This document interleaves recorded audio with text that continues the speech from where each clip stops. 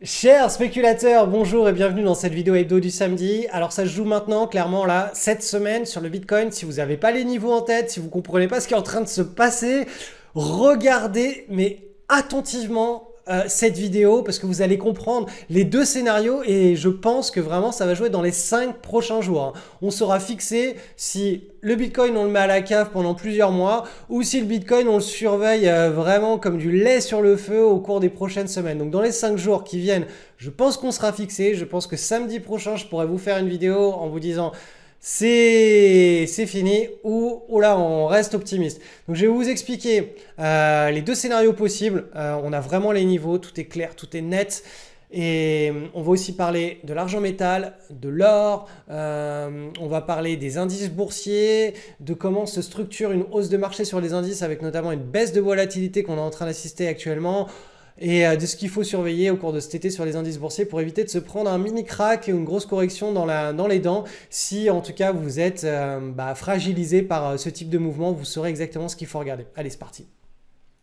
Analyse du Bitcoin, donc on est toujours sur le bas de ce canal, on est en train de consolider dans un joli petit triangle ici. Alors je vais vous passer ça carrément sur du 2 heures, on verra peut-être mieux la formation de ce triangle. On va enlever tout ça et je vais vous mettre voilà, du bar chart, comme ça on y verra mieux. Donc vous voyez là, on a tapé une fois, deux fois, trois fois, quatre fois la zone supérieure et là on a tapé une fois, alors je peux même l'ajuster comme ça, une fois, deux fois. Donc là, tout simplement, on s'attend à ce que ce triangle il soit à nouveau travaillé, que ça rebondisse. Et là, mystère. Alors, là, on a les deux scénarios dont je parle depuis quelques temps, depuis pas mal de temps. Eh bien, on a le scénario haussier, le scénario baissier. Le scénario baissier est celui du bear market, tout simplement. Et le scénario haussier est celui de la construction d'une nouvelle pattern en hebdomadaire. Et boum, on repart pour une nouvelle vague de hausse qui peut nous emmener assez loin, assez haut. Donc, moi, je ne sais pas du tout ce qui va se passer. Si je vous le rappelle, la semaine dernière, j'ai fait une grosse vidéo sur le sentiment de marché. Mon indicateur de sentiment de marché, c'est on est entré en bear market et on va casser par le bas. Donc là, le triangle, s'il est cassé par le bas et qu'ensuite on franchit ce niveau qui est vraiment pivot, à mon sens, de mon point de vue, ce niveau-là, celui des 30 000 en gros, si on vient le casser, qu'on commence à rester en dessous, ça va être très compliqué de garder un biais haussier sur le Bitcoin. De mon point de vue, ça voudra dire tout simplement qu'on est entré en bear market et qu'on va se taper plusieurs trimestres de baisse. Par contre, d'un point de vue chartiste, pur, du point de vue de l'analyse technique, on est toujours dans ce canal haussier. Et là, ce point d'inflexion, si c'est un vrai point d'inflexion et que c'est pas un triangle de continuation de tendance baissière, si on venait à le casser par le haut et qu'on remonte là sur la zone des 60 000 points, 60 000 dollars, là vraiment ce serait quelque chose d'idéal. On aimerait vraiment bien voir ça, cette histoire-là. On casse par le haut, on remonte. Parce qu'alors là, ce serait juste, on aurait juste à attendre tranquillement pendant tout l'été une belle petite temporisation des prix, un breakout et une reprise et une prise de position. Ça, voilà, c'est le scénario idéal. Celui où on va regagner pas mal d'argent sur le marché des cryptos. Il va à nouveau y avoir beaucoup de belles opportunités. Donc en réalité, ça va jouer assez rapidement, puisque vous voyez le petit triangle ici, là, il est en train d'arriver à maturation. Je pense que on est quoi? On est le 29 mai. Je pense qu'à la prochaine vidéo hebdo, samedi prochain, on sera fixé. On aura eu la cassure par le bas si elle doit arriver. Je pense qu'on aura eu la cassure par le bas et d'ici 2-3 semaines, on aura eu la cassure du point pivot là, des 30 000 dollars.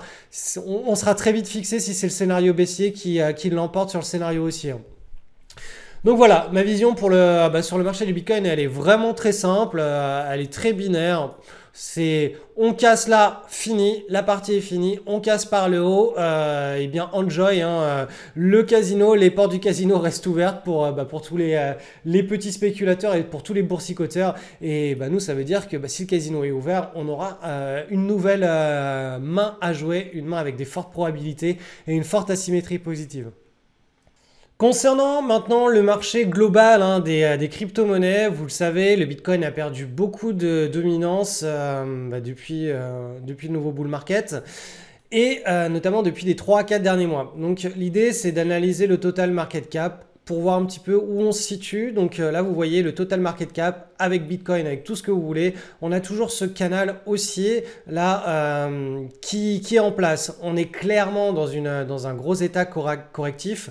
Cependant, tant que là, ces niveaux, ils vont tenir. C'est-à-dire que même si on entame une nouvelle vague de baisse sur le Bitcoin et sur les altcoins, tant que ce niveau tiendra, à mon sens, il y aura toujours... Là, si on vient rebondir ici, il y aura toujours des altcoins qui auront le vent en poupe. Il y aura toujours des altcoins qui seront en bull market, qui pourront être tradés. Alors peut-être que le Bitcoin, lui, il sera fini. Peut-être qu'il sera en bear market, peut-être que ce sera un actif qui sera délaissé et qui va perdre petit à petit de sa dominance, mais du point de vue du marché global des cryptos, parce que le Bitcoin c'est une chose, mais voilà, peut-être qu'on est tout simplement en train d'entrer dans un nouveau cycle où le Bitcoin est en train vraiment de perdre cette dominance et de son rayonnement, et qu'il y a d'autres cryptos qui vont sortir du lot.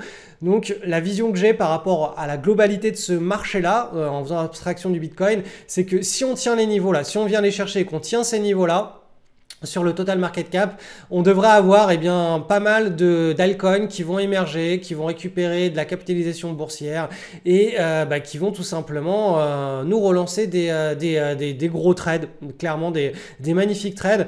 Donc j'ai pris la décision tout simplement que tant qu'on reste dans ce canal haussier, je suivrai les altcoins, même si le Bitcoin entre en bear market. Tant qu'on tient ce canal-là, s'il n'y a plus rien d'intéressant à regarder sur le Bitcoin, eh bien j'irai regarder d'autres crypto-monnaies, donc des altcoins. Et donc des altcoins que je suivrai semaine après semaine dans la vidéo hebdo du samedi avec vous. Vous savez, le Bitcoin, je le suis depuis 2017 avec vous. Chaque semaine, tous les samedis. S'il perd sa dominance, qu'il est en bear market alors que le marché reste bull, voilà, il n'y a aucune raison que je continue à suivre le Bitcoin alors qu'on a d'autres cryptos qui sont en train d'émerger, qui prennent en capitalisation et qui prennent le rebond ici. Donc, affaire à suivre. En tout cas, je vous explique un petit peu les plans pour la chaîne, pour mes communications au cours de la deuxième partie de l'année 2021. On continuera à suivre le marché des crypto-monnaies, notamment des altcoins, avec probablement de très belles opportunités si ce niveau-là est atteint et qu'on rebondit.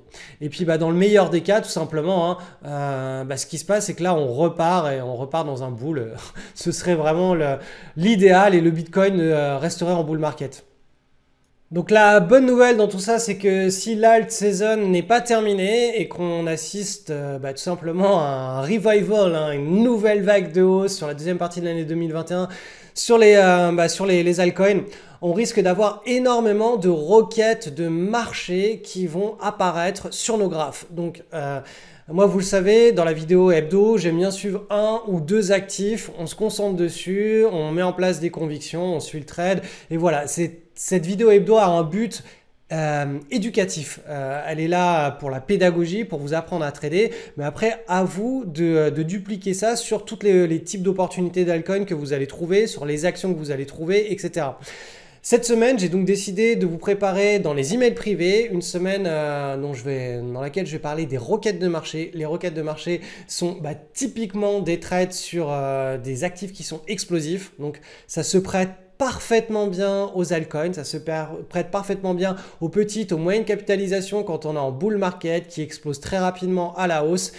Donc voilà, si vous voulez pas louper la semaine là-dessus, eh bien inscrivez-vous dans mes emails privés. Et si vous êtes déjà dans mes emails privés, le premier email part lundi, et c'est donc lundi, mardi, jeudi, vendredi, 4 emails à ce sujet cette semaine. Et puis pour tous ceux qui ne sont pas intéressés par la spéculation, vous avez la possibilité de mettre en place des portefeuilles à long terme qui tournent en passif ou en semi-passif, dont certains délivrent vraiment de très très belles performances. Je vous ai mis un lien sous cette vidéo qui redirige vers les 4 stratégies de portefeuille à long terme que j'ai sélectionnées en fonction de votre statut. Si vous êtes du type bon père de famille, c'est-à-dire que vous n'aimez pas les choses risquées, que vous êtes plutôt attiré par exemple l'immobilier, mais que l'immobilier, vous y voyez tous les emmerdes qui vont avec, l'encadrement des loyers, les impayés, toutes les dégradations, le fait que le crédit c'est bien mais ça fait pas tout, bref. Le portefeuille bon père de famille est quelque chose d'absolument extraordinaire puisque littéralement on gère tout en quelques clics depuis son salon, hein, sans avoir à faire de la paperasse et à gérer tout le côté humain dans le monde réel. Donc vraiment, ce portefeuille, il est absolument divin si vous avez du cash et que vous êtes dans une logique d'épargner et de construire un gros patrimoine financier en prenant très peu de risques. Vous avez ensuite le portefeuille rentier qui, lui, atteint une rentabilité qui est beaucoup plus importante, mais aussi avec une volatilité qui est plus importante. Il y a aussi le portefeuille anti-crise planétaire. Ça, c'est pour tous ceux qui redoutent un éclatement de la zone euro, de la zone américaine, la fin du système économique moderne et un écroulement en cascade des banques, du système bancaire. J'ai fait tout un tas de recherches et j'ai utilisé le modèle de portefeuille de Harry Brand, hein, qui est connu et qui est expliqué d'ailleurs gratuitement, hein, sur cette page. Et je l'ai vraiment poussé à l'extrême pour tout simplement expatrier son épargne et diversifier son risque aux quatre coins du monde sur les bonnes classes d'actifs en sélectionnant surtout les bons supports financiers, ceux qui ne sont pas des produits structurés que tout le monde achète au final. Et enfin, on a l'approche la plus spéculative à long terme, un rendement maximum, qui permet de capitaliser sur littéralement des bulles. Je vous en reparlerai. Il y a des actifs qui vont rentrer en bulle au cours des prochains mois. Je ferai une vidéo du samedi spécialement dédiée à ça. Tous ceux qui sont dans l'école, j'ai fait un live mercredi dernier à ce propos.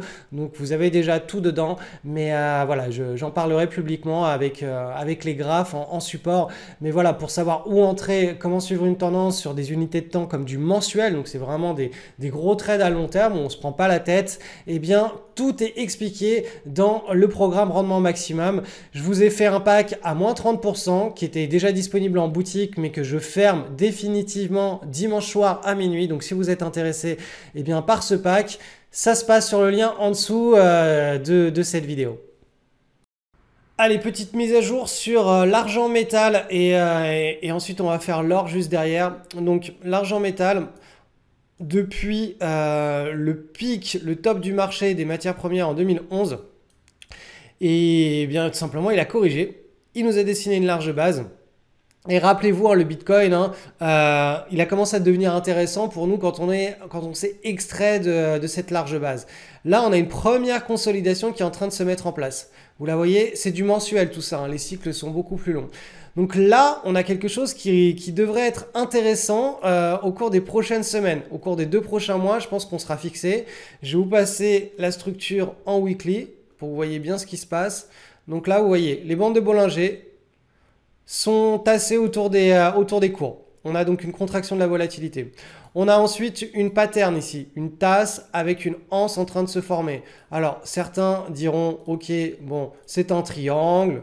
D'autres diront, je sais pas, enfin, ils accorderont des noms différents pour cette consolidation. Le plus important, hein, au-delà du nom exact, hein, du terme chartiste, c'est là où elle se situe, cette consolidation. Donc, on a quand même consolidé pendant 10 ans. Hein. On a fait un bear market ou une grosse consolidation de 10 années. On s'est extrait par le haut de cette consolidation. Donc ça signifie bip, bip, bip, bip. Attention, nouveau cycle de hausse. Et là, on a la première consolidation dans ce cycle de hausse. Ce qui signifie que tout simplement, on a une asymétrie ici. Une asymétrie positive. On a tout le potentiel de hausse là qui est très important d'un nouveau bull market éventuel pour au final, si on vient prendre position sur la cassure, une invalidation de scénario avec très peu de différentiel. Alors où est-ce qu'il est l'outil de mesure? Je crois que c'est ce truc là. Non, c'est pas ça. Ça doit être ça. Voilà, pour que vous compreniez les histoires de risk-reward. Allez, je mets un potentiel de hausse vraiment arbitraire, mais disons ici, voilà.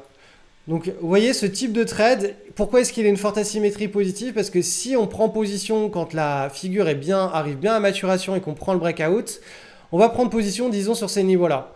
Le stop, il sera fixé sur ces niveaux-là, c'est-à-dire ce que vous allez perdre, en fait, c'est la zone rouge. Mais par rapport à ce qu'il est possible de gagner, on a un risque-reward de 17,97, ici de 18. Donc, on met une bille. On est prêt à perdre une bille pour en gagner 18. C'est ce genre d'opération qu'il faut attendre. Il faut être très patient. Il y en a chaque année. Et Un bon trader, c'est pas un trader qui un spéculateur qui saute sur tout ce qui bouge. C'est pas un spéculateur fou, hein.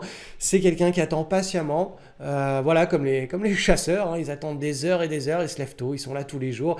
Et puis, bah, le jour où il y a la proie, où tout est aligné, où tout est parfait, boum, en un seul tir, ils font mouche. Là, c'est exactement le même type d'approche. Je n'aime pas la chasse, hein. C'est vraiment juste une métaphore. Mais voilà, l'argent métal en tout cas est en train de nous proposer quelque chose qui est très intéressant, qui est probablement en train d'arriver à maturation. Donc là, je ne sais pas combien de temps ça devrait prendre, mais voilà, ça c'est vraiment le scénario que l'on espère voir sur l'argent métal. Sur l'or maintenant. Alors, où es-tu?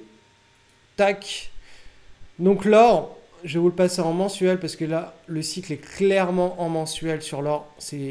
L'or est moins rapide que l'argent métal à développer ses tendances, mais il est plus précoce parce que c'est un leader. Donc l'or s'est dégagé hein, de ce bear market ou de cette grosse range market hein, qui a été topée ici en septembre 2011. Il s'en est dégagé ici en juin 2019. On a timé l'histoire sur la chaîne YouTube. Vous pouvez aller revoir ce qu'il en était dans l'historique de ma chaîne YouTube. On a fait une première vague impulsive et là tout simplement on est en train de consolider. Donc là, on a une petite consolidation. Vous voyez que la bande supérieure de Bollinger en mensuel et inférieure sont en train de se stabiliser. Donc là, on va tout simplement attendre d'avoir une consolidation bien mature avant d'assister très probablement à une nouvelle jambe haussière.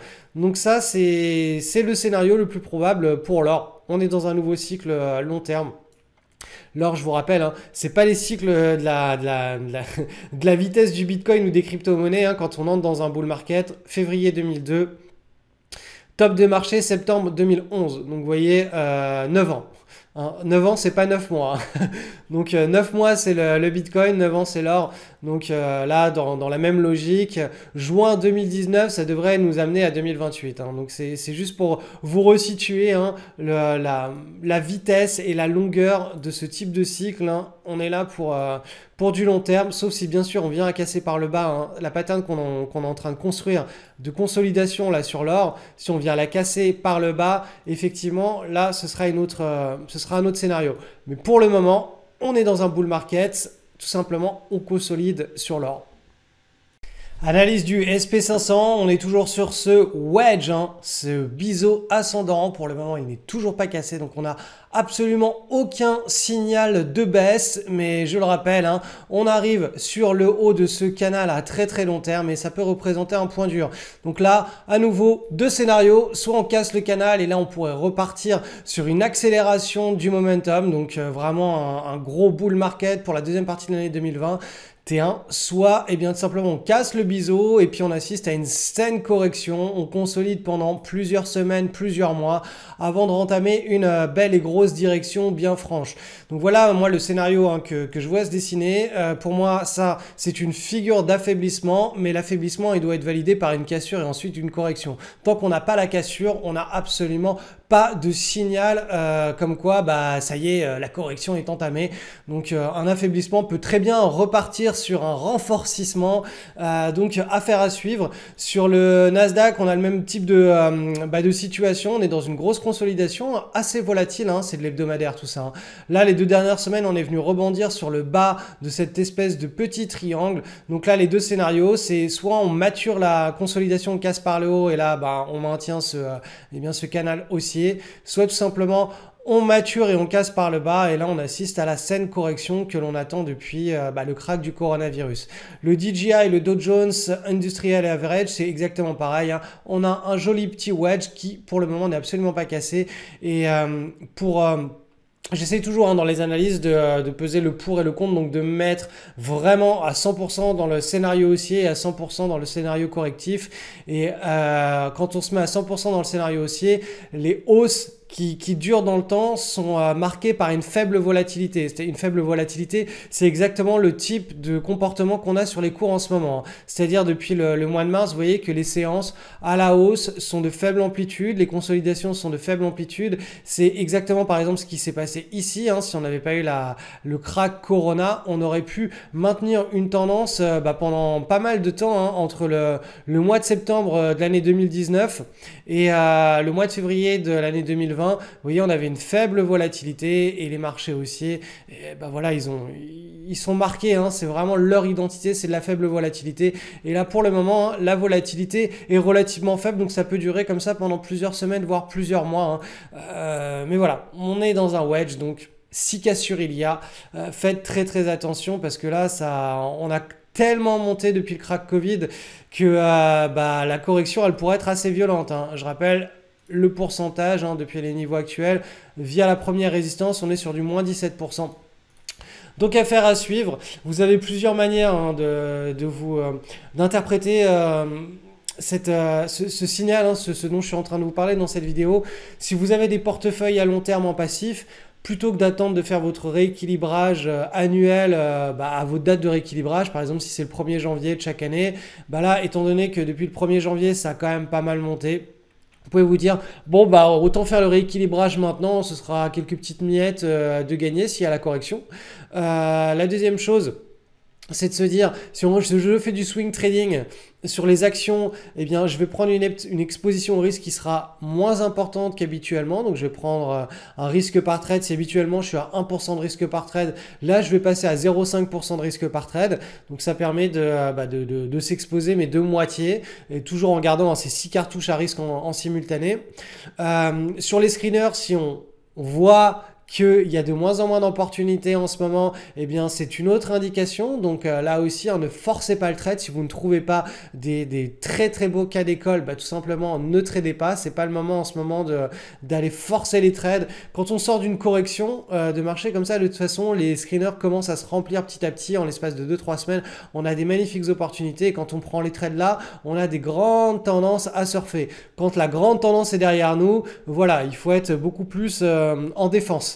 Donc c'est de cette manière, hein, qu'il faut interpréter le sentiment de marché. C'est pas un système automatique, achète au plus bas, revend au plus haut. C'est un sentiment de marché. Ce sentiment nous permet d'adapter notre money management, d'adapter notre agressivité vis-à-vis des marchés. Et si on a des portefeuilles long terme, on voit là par exemple sur le portefeuille bon père de famille, on a un booster qui est activé en ce moment qui nous permet de profiter vraiment de toute cette hausse là. Eh bien si vous voulez vraiment ne pas respecter à 100% le plan de trade, eh bien retirez le booster et restez simplement exposé en mode habituel à cette classe d'actifs. Vous voyez, c'est comme ça en fait, on garde les fondamentaux, on garde les piliers, on respecte notre système de trading, mais de temps en temps si vraiment on en a envie, on peut faire des petits ajustements, mais ce sont des micro-ajustements. Une stratégie, qu'elle soit à long terme, qu'on fasse du suivi de tendance avec une rotation des classes d'actifs ou qu'on soit sur de la spéculation à court ou moyen terme, on garde les fondamentaux, on garde les mêmes setups de trading, on respecte nos règles.